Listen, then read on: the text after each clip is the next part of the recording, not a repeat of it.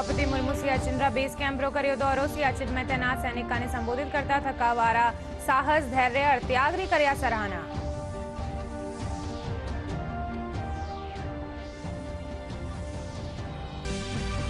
उपराष्ट्रपति जगदीप धनखड़ जयपुर दौरा माले। आदर्श नगर दशहरा मैदान में हिंदू आध्यात्मिक और सेवा मेलारो कर्या शुभारंभ।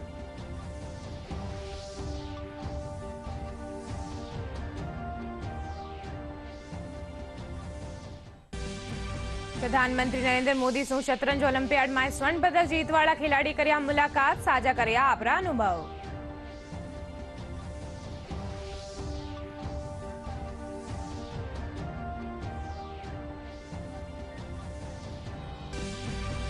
केंद्रीय गृह राज्य मंत्री जयपुर में वर्दीधारी महिलाओं माटे चौथा राष्ट्रीय सम्मेलन रो कर्यो उद्घाटन। के आज जेल में काम करता थका वर्दीधारी महिलाओं ने करनो पड़े है कई चुनौतियों रो सामनो।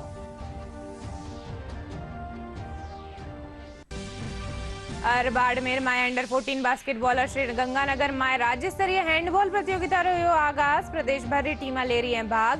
प्रतियोगिता ने लेर खिलाड़ियों में उत्साह।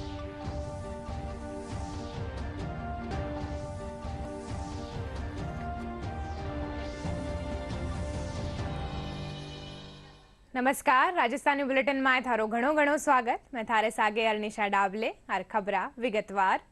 राष्ट्रपति द्रौपदी मुर्मू आज सियाचिन बेस कैम्प रो दौरो कर्यो और शहीदा ने श्रद्धांजलि दी। इन दौरान राष्ट्रपति वठे तैनात सैनिका ने संबोधित करता थकावारा साहस धैर्य और त्याग री सराहना कर्या। तीनों सेनाओं की सर्वोच्च कमांडर के रूप में मुझे आप सब पर विशेष गर्व का अनुभव हो रहा है। सभी देशवासी आप सबकी बहादुरी को सलाम करते हैं। मैं सभी देशवासियों की ओर से आप सबके लिए विशेष सम्मान व्यक्त करती हूँ। कुछ देर पहले मुझे मार्टियर्स मेमोरियल में श्रद्धा सुमन अर्पित करने के लिए अवसर मिला। मुझे बताया गया है कि जवानों ने हजारों से ज्यादा देश के लिए अपना आत्म बलिदान दिए। केवल जवान नहीं, जवानों को सहयोग करने वाले लोग भी देश के लिए समर्पित हो गए हैं। भारत माता की रक्षा के लिए सर्वोच्च बलिदान करने वाले सभी बहादुर सियाचिन वॉरियर्स की पावन स्मृति को मैं सादर नमन करती हूँ। देश के इस अत्यंत महत्वपूर्ण क्षेत्र की रक्षा के लिए ऑपरेशन मेघदूत की शुरुआत आज से लगभग 40 वर्ष पहले अप्रैल 1984 में शुरू हुई थी।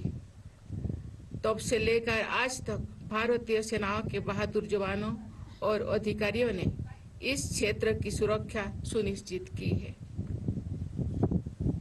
आप सबकी तथा आपके पूर्ववर्ती अधिकारियों और जवानों की जितनी भी तारीफ की जाए कम ही है। आप सब सीवियर वेदर कंडीशंस का सामना करते हुए भारी बर्फबारी और -50 डिग्री टेम्परेचर जैसे विकट स्थितियों में आप सब अपने मोर्चों पर पूरी निष्ठा के साथ सरहद के साथ ये तैनात रहकर देश की सुरक्षा कर रहे हैं। मातृभूमि की रक्षा के लिए आप सब त्याग और सहनशीलता के असाधारण उदाहरण प्रस्तुत किए। मैं आपसे ये कहना चाहूंगी कि सभी देशवासी आप सबके त्याग और धैर्य के बारे में सचेत है। पूरा देश आप सबका सम्मान करता है। सभी भारतवासियों की शुभकामनाएं आप सबके साथ है। आप सब अपने परिवारजनों से दूर रहते हैं। देशवासियों की रक्षा के लिए आप सब तथा आपके परिवारों के लोग तपस्या भी करते हैं। मैं आप सबके परिवारजनों को सभी देशवासियों की ओर से हृदय से धन्यवाद देती हूँ। मातृभूमि की रक्षा के गौरवशाली कर्तव्यों को आप दृढ़तापूर्वक निभाते हैं।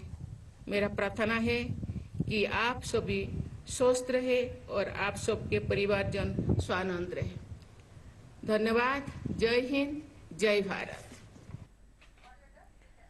उपराष्ट्रपति जगदीप धनखड़ आज जयपुर दौरा माथे वे अठे आदर्श नगर दशहरा मैदान में हिंदू आध्यात्मिक और सेवा मेला शुभारंभ कर्या वनारे साथे शांतिकुंज हरिद्वार थापे देव संस्कृति विश्वविद्यालय कुलपति डॉक्टर चिन्मय पंड्या, स्वामी चिदानंद सरस्वती, निम्बकाचार्य समेत कई लोग मौजूद हैं।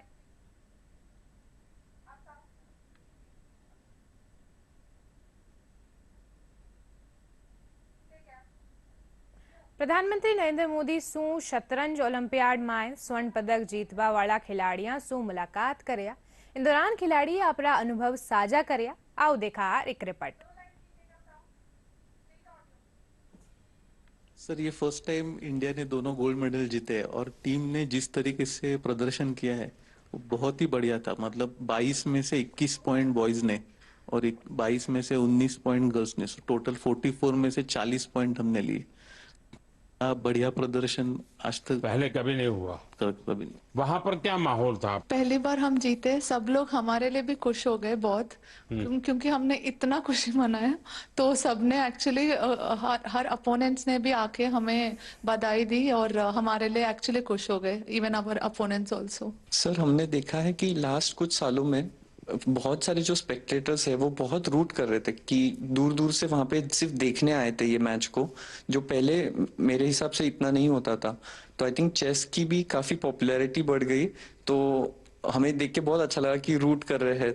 थोड़ा प्रेशर भी होता था बट इतना हमें सपोर्ट कर रहे, वो एक अच्छा फीलिंग था। और जब हम जीते तब इंडिया ऐसे सब रूट कर रहे थे। इस बारी 180 कंट्रीज पार्टिसिपेट करी थी, बल्कि जब चेन्नई में ओलंपियाड हुआ था हम बोथ इंडिया टीम हम ब्रॉन्ज जीते थे। वुमेन टीम का लास्ट मैच यूएसए से हुआ था जो हम हार गए थे और हमारे हाथ से गोल्ड चला गया था उस टाइम। तो हम फिर से उनके साथ इस बार खेले। फिर इस बार हम बहुत ज्यादा मोटिवेटेड थे कि इस बार इंडिया को गोल्ड लाना ही है, इसको हराना है, इनको हराना ही है। वो मैच फाइनली बहुत क्लोज था और ड्रॉ में फिनिश हुआ, but we went on to win the gold sir. पर हम इस बारी अपनी कंट्री के लिए जीत कर ही वापस आने वाले। सो मैंने हमेशा देखा है कि आप हर स्पोर्ट और हर स्पोर्ट पर्सन को इतना इनकरेज करते हैं और इतना सपोर्ट करते हैं।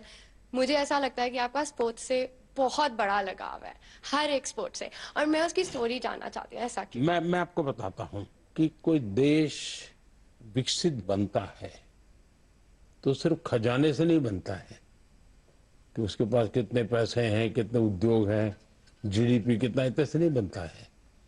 हर फील्ड में वो दुनिया में महारत होनी चाहिए। अगर फिल्म इंडस्ट्री है तो मैक्सिमम ऑस्कार हमारे यहाँ कैसे आते हैं। अगर साइंटिस्ट हैं या और किसी फील्ड में तो मैक्सिमम नोबेल हमारे पास कैसे आते हैं। वैसे ही खेल में भी मैक्सिमम गोल्ड हमारे बच्चे कैसे लाएं। ये जब होता है इतने सारे वर्टिकल, तब देश महान बनता है। केंद्रीय गृह मंत्रालय रा पुलिस अनुसंधान और विकास ब्यूरो कानिसू जयपुर में 2 दिनारा वर्दीधारी महिलावा माथे चौथा राष्ट्रीय सम्मेलन रो शुभारंभ हुयो। केंद्रीय गृह राज्य मंत्री बंदी संजय कुमार केंद्रीय गुप्तचर प्रशिक्षण संस्थान जयपुर में सम्मेलन रो विधिवत उद्घाटन कर्या। इन मौके पुलिस अनुसंधान और विकास ब्यूरो रा महानिदेशक राजीव शर्मा और निदेशक रेखा लोहानी समेत दूजा राज्य और केंद्र शासित प्रदेश रा जेल अधिकारी भी मौजूद रिया। सम्मेलन ने संबोधित करता थका केंद्रीय गृह राज्य मंत्री कहा का जेल में काम करता थका वर्दीधारी महिलावा ने कई चुनौतियों रो सामनो करनो पड़े है। 2 दिवसीय सम्मेलन में जेल में काम करवाली महिलावा रे समस्यावा रा बारा में जानकारी दी जावेली। CDTI जयपुर में BPRD द्वारा आयोजित किया जा रहे 2 दिनों की जेल प्रशासन में वर्दीधारी महिलाओं पर चौथे राष्ट्रीय सम्मेलन का हिस्सा बनने का सौभाग्य मिला है। यह राष्ट्रीय स्तर का आयोजन विशेष रूप से जेल प्रशासन में कार्यरत वर्दीधारी महिलाओं के बीच विचारों और अनुभवों के आदान प्रदान के लिए एक उत्कृष्ट मंच है।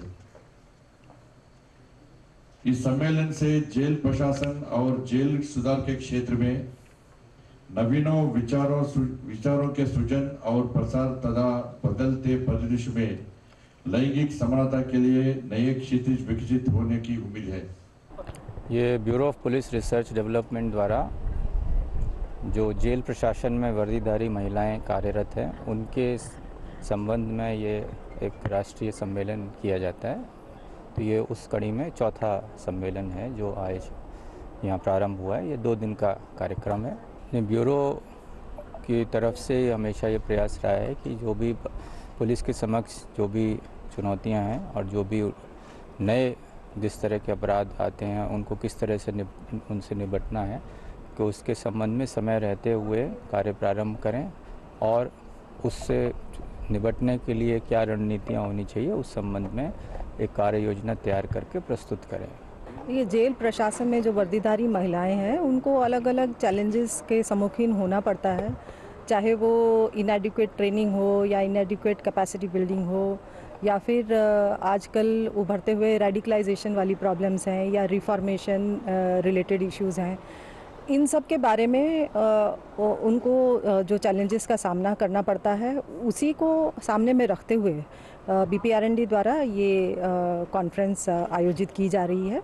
ये चौथी कॉन्फ्रेंस है, 2017 में शुरू हुई थी और हर एक कॉन्फ्रेंस के बाद कुछ रेजोल्यूशंस अडॉप्ट किए जाते हैं सारे पार्टिसिपेंट्स द्वारा और सभी स्टेट्स उन सब रेजोल्यूशंस के लिए काम करने के लिए कोशिश करती हैं।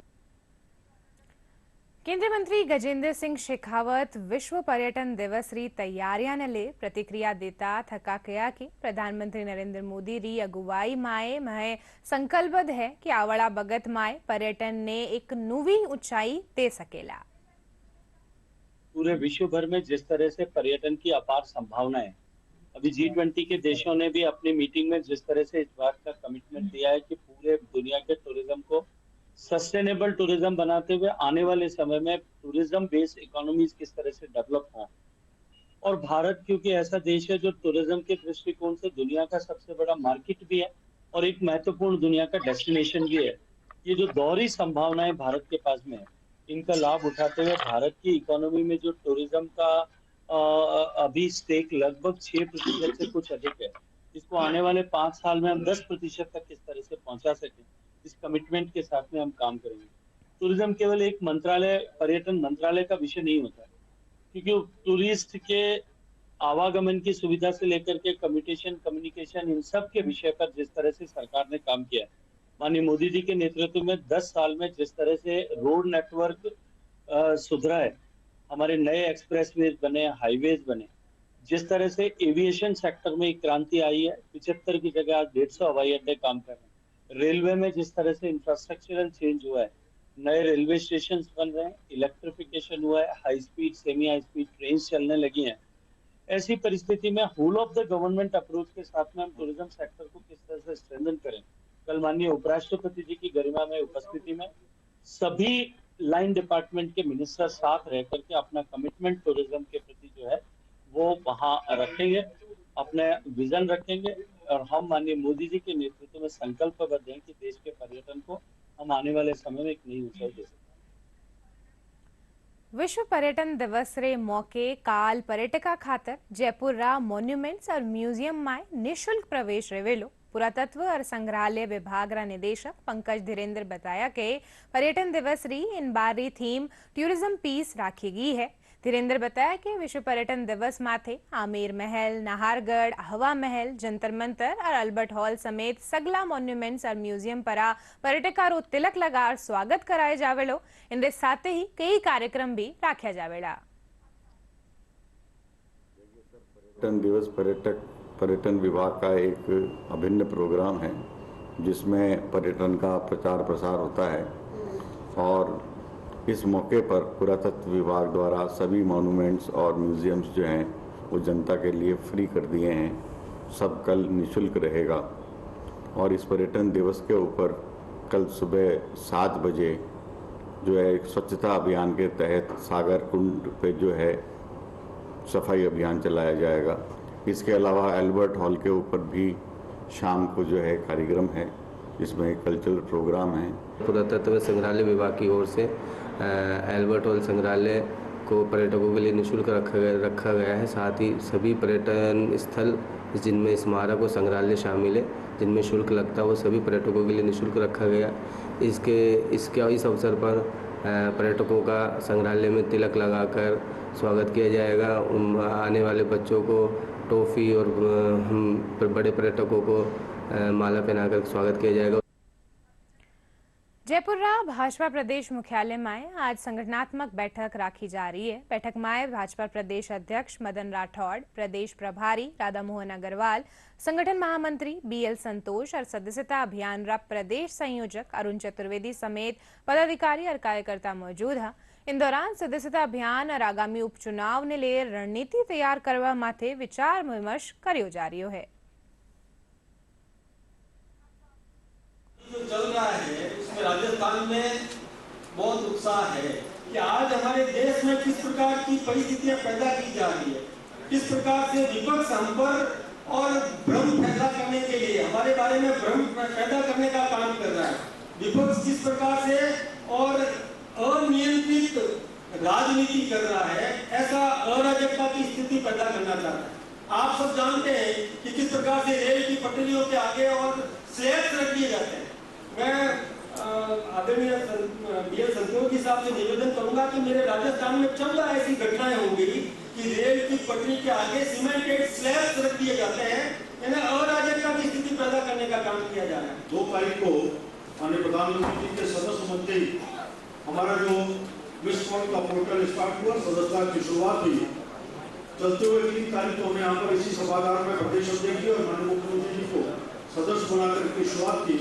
3 और 4 को प्रत्येक जिले में अपन ने इसी प्रकार की कार्यशाला करते हुए सबकी शुरुआत की और 5-6 में मंडलों की कार्यशाला करके उसकी शुरुआत करने का किया। आज जिस समय बैठे हैं उस समय लगभग 6 करोड़ के आसपास सदस्य देश भर में बन चुके हैं।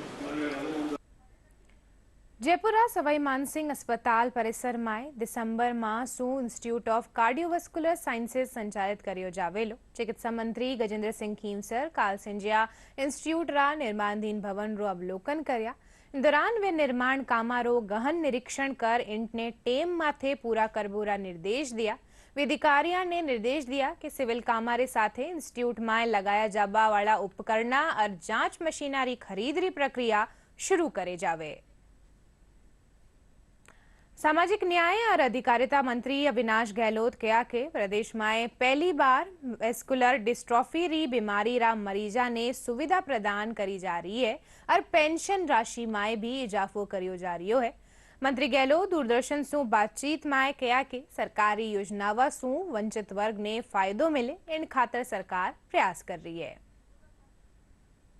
निर्देश में केंद्र सरकार की और राजस्थान सरकार की जितनी भी योजनाएं हैं उनको धरातल पर उतारने के लिए, धरातल पर लोगों को फायदा मिले, इसके लिए विभाग लगातार प्रयास कर रहा है। और आने वाले समय में राजस्थान में अभी हम लोगों ने दो दिन की सबमिट की है आगरा के अंदर। वहाँ सबमिट के अंदर हमें केंद्र सरकार की योजना, राज्य सरकार की योजनाओं के बारे में विस्तृत चर्चा हुई है। आने वाले समय में जितने भी हमारे विभाग के नारी निकेतन हैं, हमने हमारे एक्शन प्लान में लिया था, कैमरे सब जगह लग चुके हैं। और हॉस्टल जितने भी हैं हमारे 800 के करीब हॉस्टल्स हैं, उनके रिन्यूएशन का काम जो है हमने हाथ में लिया है। पहली बार मस्कुलर डिस्ट्रॉफी की जो बीमारी है उसमें पीड़ित लोग हैं राजस्थान के, उनको 1-1 लाख रुपए हम लोगों ने व्हील चेयर के रूप में देने का निर्णय इससे पहले किसी बजट में नहीं हुआ है। हम लोगों ने हॉस्टल में रहने वाले हमारे जो विद्यार्थी हैं उनको पहले 2600 रुपये मिलते थे, अभी हमने उसको 3000 रुपये किया है। पेंशन राशि है 15% बढ़ाने का निर्णय ले, 1000 रुपये मिनिमम पेंशन थी, उसको 1150 रुपये किया है। दिव्यांगों को हम लोग स्कूटी देने का हमने काम किया है, वो अभी हमारी NID लग चुकी है, स्कूटी भी हम लोग देने वाले। तो लॉट ऑफ स्कीमें हैं हमारी विभाग की तरफ से। हम लोग चाहते हैं कि समाज का जो वंचित वर्ग है उसको उसका फायदा मिले और उसको मुख्य धारा में हम लोग लाने का काम करें, ताकि उसको किसी प्रकार से शारीरिक अक्षमता के कारण वो अपने आप को असहज महसूस नहीं करे। सरकार उसके साथ में खड़ी रहे, सरकार की योजनाओं का लाभ मिले, इसके लिए ये विभाग तत्पर है, लगातार काम करे। नीमकाथाना में स्वच्छता ही सेवा अभियान रे तहत कई कार्यक्रम आयोजित किया जा रहा है। इन्हीं कड़ी में अठेरा डॉक्टर भीमराव अंबेडकर छात्रावास में नगर परिषद कानी सु आयोजित श्रमदान कार्यक्रम में छात्र साफ सफाई करी। कार्यक्रम में स्वच्छ भारत मिशन रा अभियंता मुकेश सैनी और RUIDP रा सदस्य गोविंद सिंह मीणा छात्रावा ने स्वच्छता रो महत्व बताता वे शपथ दिलाई।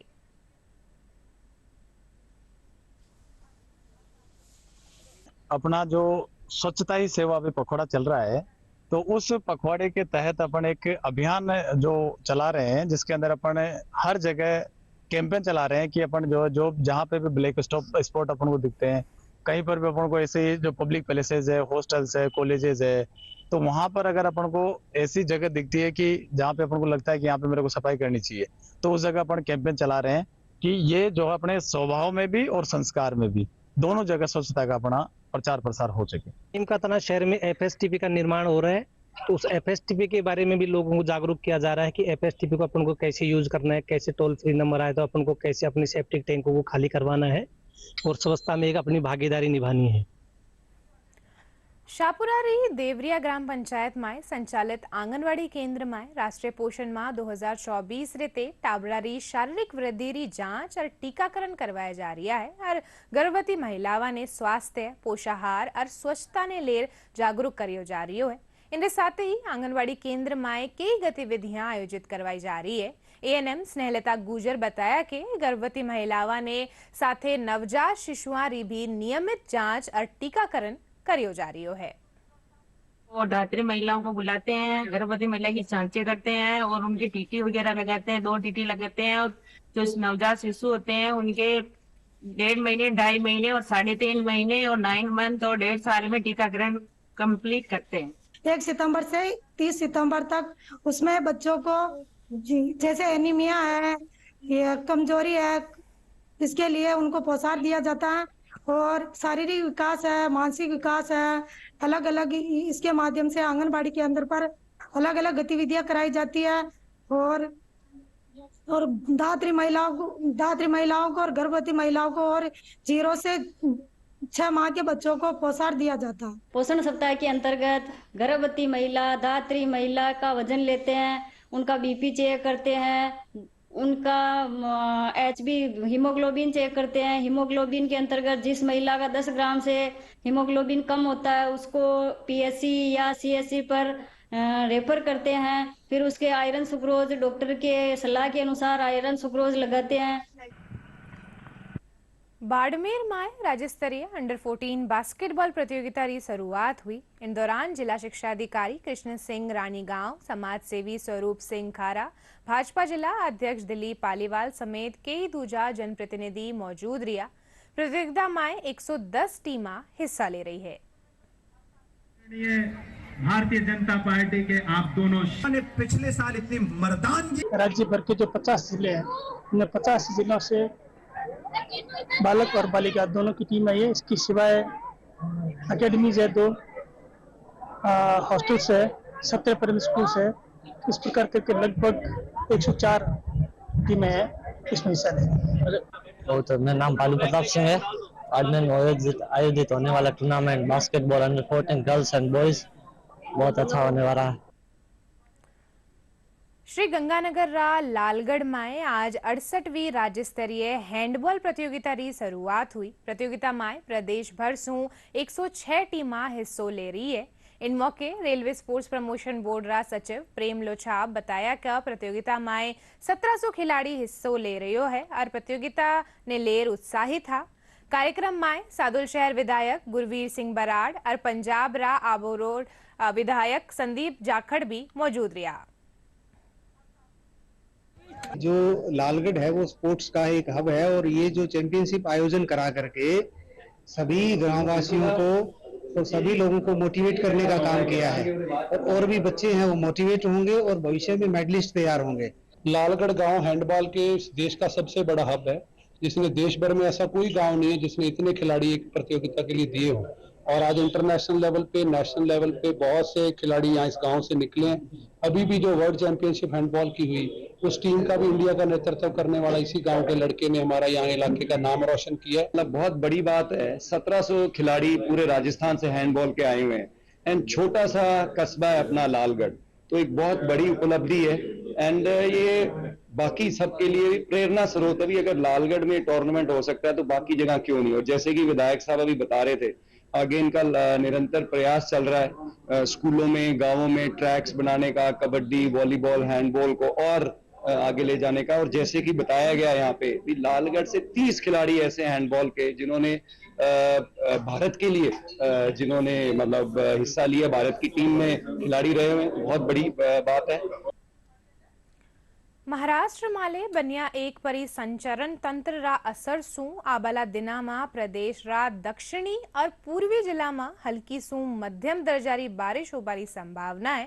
मौसम विज्ञान केंद्र जयपुर वरिष्ठ वैज्ञानिक हिमांशु शर्मा बताया कि बीत्या 24 घंटा रे दौरान बांसवाड़ा रा सज्जनगढ़ में सबसे ज्यादा 33 मिलीमीटर बारिश दर्ज करी गई है। वे बताया कि परिसंचरण तंत्र रा असर सू जालौर, पाली और बाड़मेर में कठे कठे मेघ गर्जन के साथ बारिश हो सके है। प्रदेश के अंदर सज्जनगढ़ बांसवाड़ा में अधिकतम वर्षा 33 मिलीमीटर दर्ज की गई है। वहीं पश्चिमी राजस्थान की बात करें तो बाड़मेर के सिंदरी के अंदर 7 mm अधिकतम वर्षा दर्ज की गई है। आने वाले दिनों में मौसम की बात करें तो विदर्भ पे बना हुआ परिसंचरण तंत्र अब उत्तरी मध्य महाराष्ट्र के ऊपर स्थित हो गया है, जिसके प्रभाव से आगामी 3 से 4 दिन पूर्वी राजस्थान के जो दक्षिणी एवं दक्षिणी पूर्वी जिले हैं उनके अंदर हल्के से मध्यम दर्जे की वर्षा के साथ साथ कहीं कहीं मेघ गर्जन देखने को मिलेगा। वहीं पश्चिमी राजस्थान की बात करें तो इसका असर वहां पर कम रहेगा एवं जो दक्षिणी जिले हैं जोधपुर संभाग के जैसे है जालोर, पाली, बाड़मेर, यहाँ पर कहीं कहीं हल्की बूंदाबांदी के साथ मेघ गर्जन देखने को मिल सकता है। खास खबरा एक बार फेरू।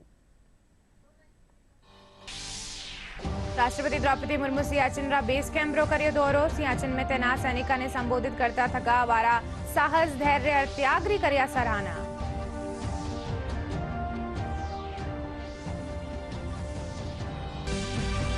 उपराष्ट्रपति जगदीप धनखड़ आज जयपुर दौरा माले। आदर्श नगर रा दशहरा मैदान में हिंदू आध्यात्मिक और सेवा मेला रो कर्या शुभारंभ।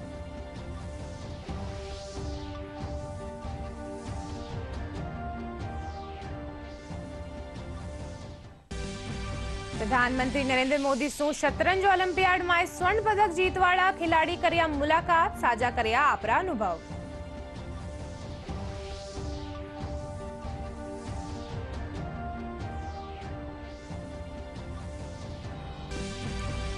केंद्रीय गृह राज्य मंत्री जयपुर में वर्दीधारी महिलाओं माथे चौथा राष्ट्रीय सम्मेलन रो कर्यो उद्घाटन किया। जेल में काम करता थका वर्दीधारी महिलाओं ने करनो पड़े है कई चुनौतियों रो सामनो।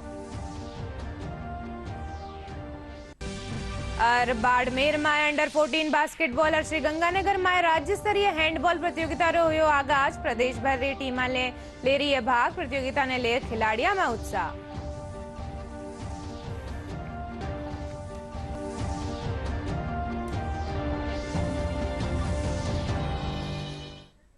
अब बुलेटिन में अतरो ही थे। देखते रहियो डीडी राजस्थान। नमस्कार।